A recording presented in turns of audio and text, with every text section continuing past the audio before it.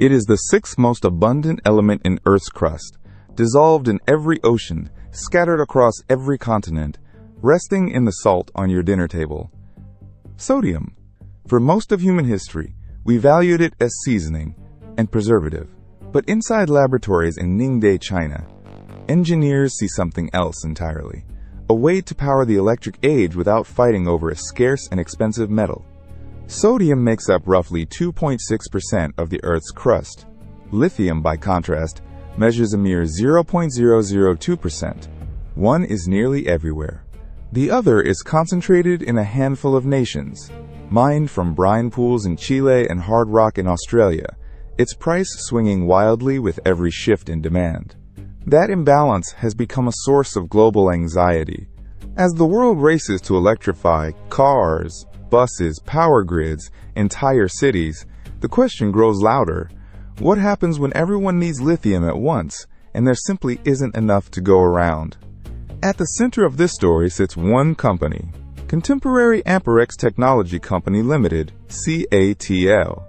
Founded in 2011, headquartered in Fujian Province, it is the largest battery manufacturer on Earth, supplying roughly a third of all electric vehicle batteries sold worldwide.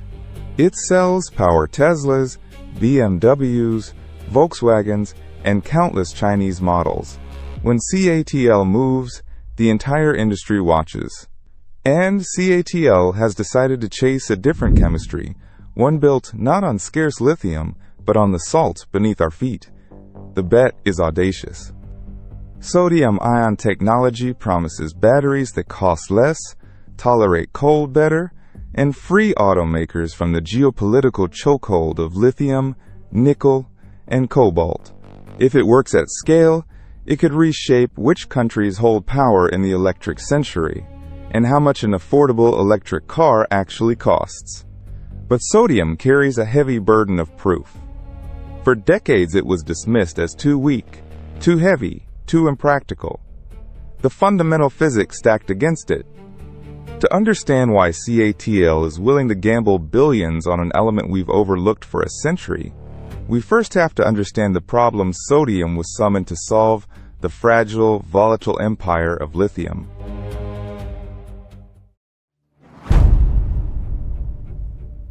Lithium is called white gold, and the nickname is earned. Between 2020 and late 2022, the price of lithium carbonate exploded, climbing more than tenfold, peaking near 600,000 yuan per ton before collapsing again. For any manufacturer trying to plan a decade ahead, such wild swings are a nightmare. A battery pack can account for a third of an electric vehicle's total cost, and lithium sits at the heart of that expense. But price volatility is only half the danger. The deeper problem is geography. More than half the world's known lithium reserves lie within the so-called Lithium Triangle, the high salt flats of Chile, Argentina, and Bolivia. Australia dominates hard rock production and processing. The chemical refinement that turns raw ore into battery-grade material is overwhelmingly concentrated in China, which handles well over half of global lithium refining. This means the entire electric future depends on a supply chain stretched across contested borders and unstable politics. The picture worsens with nickel and cobalt, the metals used in high-performance lithium cathodes. Roughly 70% of the world's cobalt comes from the Democratic Republic of Congo, where mining has been linked to child labor and brutal working conditions. Nickel demands strained supply from Indonesia and the Philippines. Each of these metals adds cost, ethical weight, and strategic risk to every cell produced. For governments and automakers alike, the dependency feels like a trap.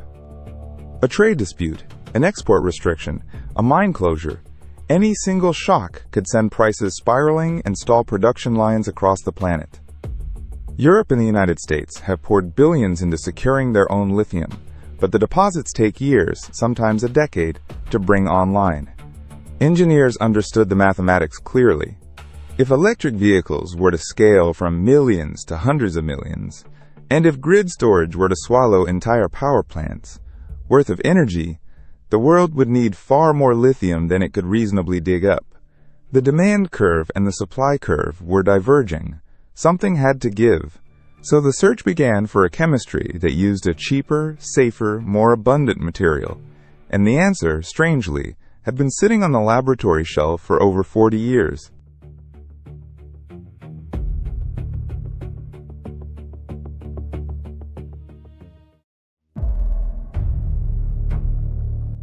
The idea of a sodium battery is not new. In fact, sodium-ion and lithium-ion chemistry were studied side by side in the 1970s and early 1980s. During the first great wave of rechargeable battery research, scientists knew sodium sat directly below lithium on the periodic table, sharing many of its chemical behaviors. On paper, it was an obvious candidate. Then lithium won. The reason came down to physics. A sodium ion is significantly larger and heavier than a lithium ion. Its atomic mass roughly 3 times greater. That bulk makes it harder to shuttle in and out of electrode materials, and it stores less energy for a given weight. When Sony commercialized the lithium-ion battery in 1991, delivering compact, high-energy cells for camcorders and laptops, the industry rushed in one direction.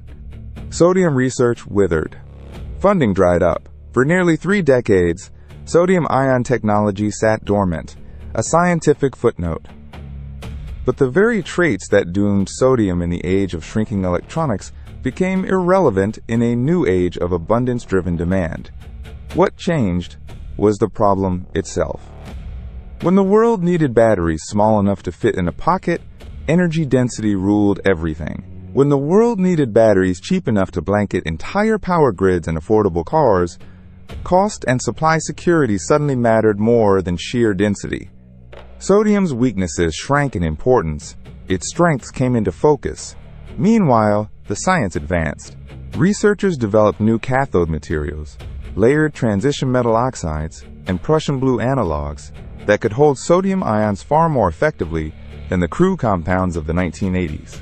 On the negative electrode, they abandoned graphite, which sodium refuses to enter properly, and turned to hard carbon, a disordered form of carbon capable of absorbing the larger ions. Each breakthrough narrowed the performance gap. By the late 2010s, a handful of companies, including CATL and China's Haina Battery, began building real prototypes. The chemistry that had been abandoned as hopeless was suddenly, quietly viable again. What remained was the hardest step of all, turning a promising laboratory cell into a product the world could actually buy, and in April 2025, CATL claimed it had done exactly that.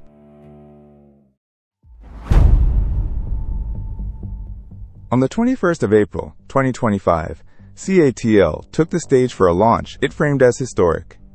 The company unveiled a new brand, Naxtra, its first family of sodium-ion batteries declared ready not for the laboratory, but for mass production. In an industry where announcements often outrun reality, CATL insisted this was different, a product bound for factories and vehicles, not just press releases. The numbers told the ambition. CATL claimed the Naxtra battery reached an energy density of around 175 watt-hours per kilogram, an extraordinary figure for sodium-ion, which had long been stuck well below lithium's range. That density began to approach the lithium iron phosphate cells already powering millions of affordable electric cars. For a chemistry once dismissed as too weak, crossing that threshold was a statement. CATL went further. It announced a passenger car battery, it said, could deliver a driving range of roughly 500 kilometers on a single charge, and a heavy-duty version aimed at commercial trucks. The company promised standout cold weather performance and safety characteristics that lithium struggled to match.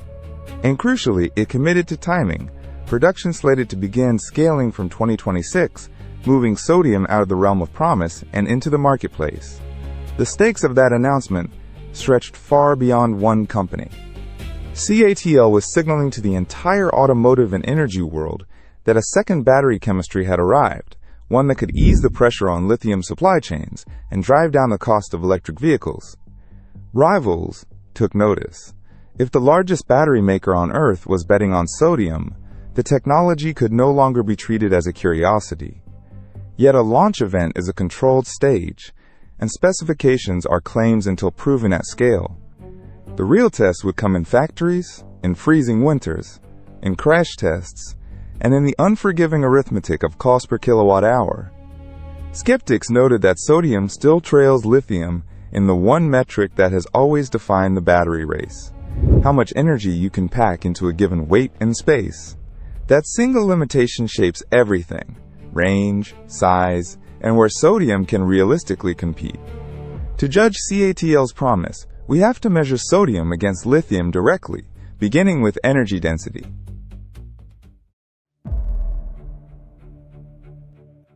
Energy density is the battleground on which every battery is judged. It measures how much energy a cell can store for its weight, expressed in watt-hours per kilogram, and it dictates almost everything a driver cares about: how far a car can travel, how heavy it must be, how much space the pack consumes. Here, lithium still holds the high ground. Modern lithium-ion cells routinely reach 250 to 300 watt-hours per kilogram in high-performance nickel-based chemistries. Even the cheaper, more rugged lithium iron phosphate cells, the workhorses of affordable electric cars, sit around 150 to 200 watt-hours per kilogram. CATL's Naxtra sodium battery, at a claimed 175 watt-hours per kilogram, lands near the lower edge of that lithium iron phosphate range. It is a remarkable achievement for sodium, but it does not overtake lithium. The gap traces straight back to physics. The sodium ion is larger and heavier than lithium, roughly 3 times the atomic mass. That bulk means each unit of stored charge carries more dead weight, and the electrode materials that host sodium tend to pack it less tightly. No amount of engineering can fully erase a limitation written into the periodic table. What this means in practice is range.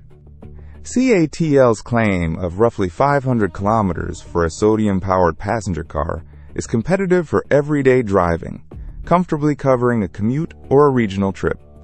But to achieve equivalent range, a sodium pack must generally be larger and heavier than a lithium one. In a compact city car, that penalty is tolerable. In a long-range luxury sedan or a performance vehicle chasing 700 kilometers on a charge, the weight becomes a serious handicap. This is why sodium's natural home is not the top of the market. It belongs in vehicles where absolute range matters less than price and durability: smaller cars, urban fleets, delivery vans, and above all, stationary storage, where weight barely matters at all. Sodium does not win the density race, and it likely never will, but energy density is only one dimension of a battery's worth. In 2 other arenas, surviving brutal cold and resisting fire, sodium doesn't merely compete with lithium, it may actually surpass it.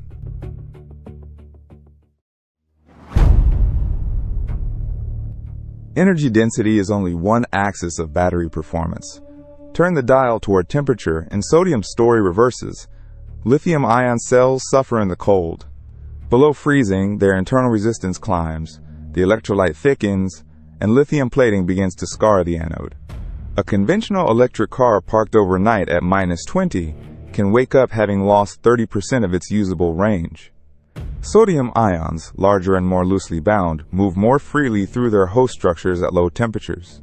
CATL claims its Naxtra battery retains roughly 90% of its capacity at -40 degrees Celsius, a threshold where lithium chemistries falter badly. For drivers in Harbin, Helsinki, or the Canadian prairies, that difference is not a footnote. It is the difference between a car that starts and a car that strands you. Then there is the question of fire. Lithium-ion's greatest liability is thermal runaway, a chain reaction in which a damaged or overheated cell feeds its own combustion, releasing oxygen and reaching temperatures beyond 800 degrees. Every recalled laptop, every airport battery ban, every viral video of a burning vehicle traces back to this chemistry's volatility. Sodium-ion cells are inherently more forgiving. Their electrolytes and electrode materials are less prone to the runaway cascade, and CATL staged deliberately brutal demonstrations to prove it. Engineers drilled Naxtra cells, crushed them, cut them with saws, and overcharged them past specification. The company reported no fire, no explosion, no thermal runaway. They even claimed a sodium cell could be transported at 0% charge, eliminating a shipping hazard that haunts the lithium industry. For stationary storage, where thousands of cells sit packed inside warehouses and grid substations, this safety margin is transformative. A single lithium fire in a storage facility can burn for days and demand specialized suppression. Sodium promises calmer nights for the engineers who build these systems. Cold tolerance and fire resistance are genuine, measurable advantages, and they reshape where sodium makes sense. But safety and temperature do not pay the bill. To understand why manufacturers are truly circling this chemistry, we have to follow the money, down to the cost of every raw kilogram.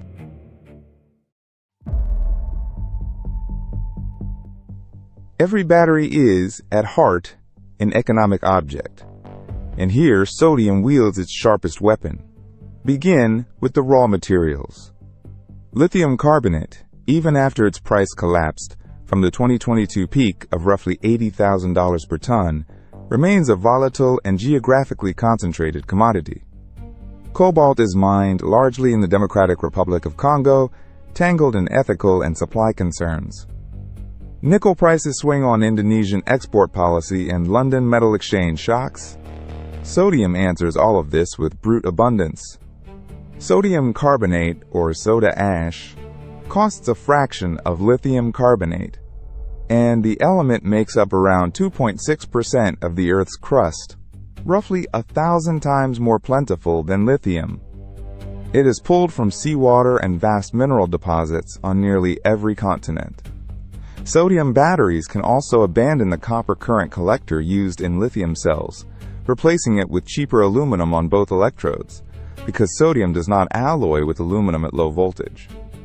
That single substitution trims cost and weight from every cell.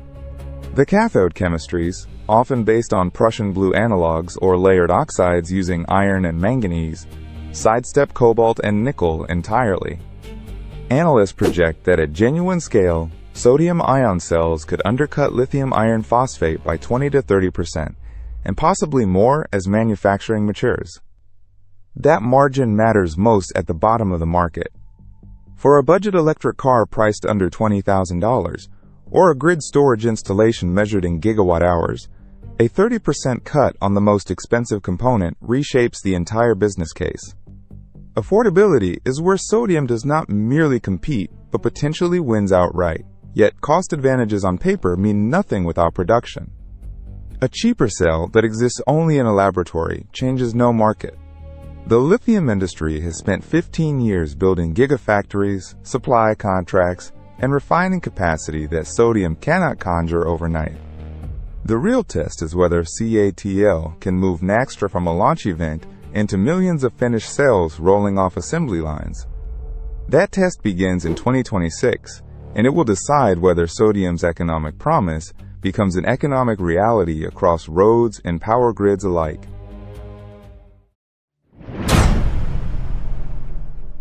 CATL did not unveil Naxtra as a science project. It announced a schedule.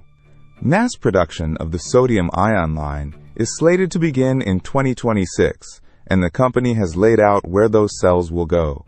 The first frontier is transportation, but not the flagship long-range sedans that dominate marketing campaigns. Sodium's home is the affordable segment, compact city cars, entry-level electric vehicles, and the vast Chinese market for 2- and 3-wheelers and micro-mobility, where range demands are modest and price sensitivity is extreme.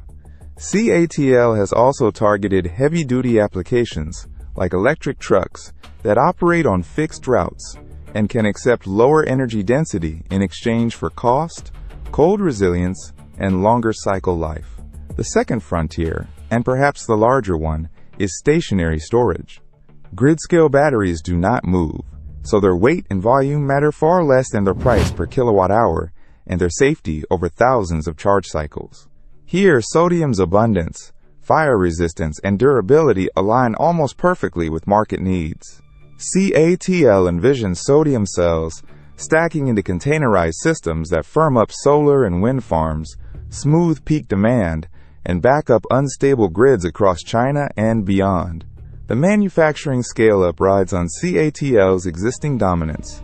As the world's largest battery maker, commanding more than a third of the global market, the company can adapt production lines, leverage established supply chains, and push sodium cells into products at a velocity no startup could match.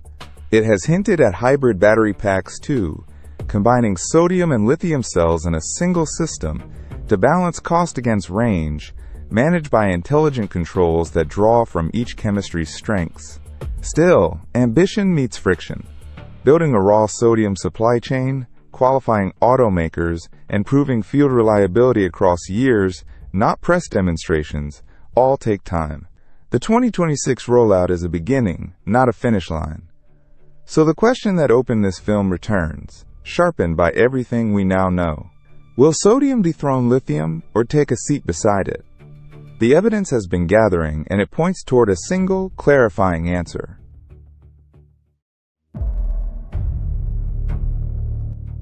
Lay the evidence side by side, and the verdict resolves into focus. Sodium is cheaper, safer, more abundant, and dramatically better in the cold. Lithium remains denser, lighter, and more mature, with a 15-year head start in factories, refineries, and engineering know-how. These are not rankings of a winner and a loser. They are two different tools shaped for two different jobs. Sodium's energy density, hovering around 175 watt-hours per kilogram in CATL's best cells, still trails lithium iron phosphate and falls far short of the nickel-rich packs powering premium long-range vehicles. That physical gap will narrow with research, but it will not vanish. The ions themselves are heavier, the chemistry fundamentally bulkier. For the electric supercar, the long-haul luxury sedan, the aircraft dreaming of electric flight, lithium remains irreplaceable. But most of the world does not need 500 miles of range. It needs affordable transportation and reliable, fire-safe storage. A commuter car covering 40 miles a day. A scooter in a crowded megacity. A shipping container of cells steadying a solar farm through a freezing night. In each of these, sodium is not a compromise. It is the better fit, freeing scarce lithium for the applications that truly demand it. This is the deeper logic. As electrification expands to billions of devices and vehicles, no single chemistry can supply it all. Diversifying onto sodium eases pressure on lithium, cobalt, and nickel supply chains, blunts geopolitical choke points, and lowers the price floor for clean energy everywhere. Sodium does not conquer that future, it enlarges it. CATL's Naxtra, launching into production in 2026, is not the death of lithium. It is the arrival of a partner, dividing the vast territory of electrification along the natural borders of cost, climate, and need. The abundant element beneath our feet has finally earned its place in the machinery of the energy transition, not by overthrowing the incumbent, but by taking up the burdens lithium was never meant to carry. In the great transition ahead, the conclusion is now clear. Sodium will share the throne, not seize it.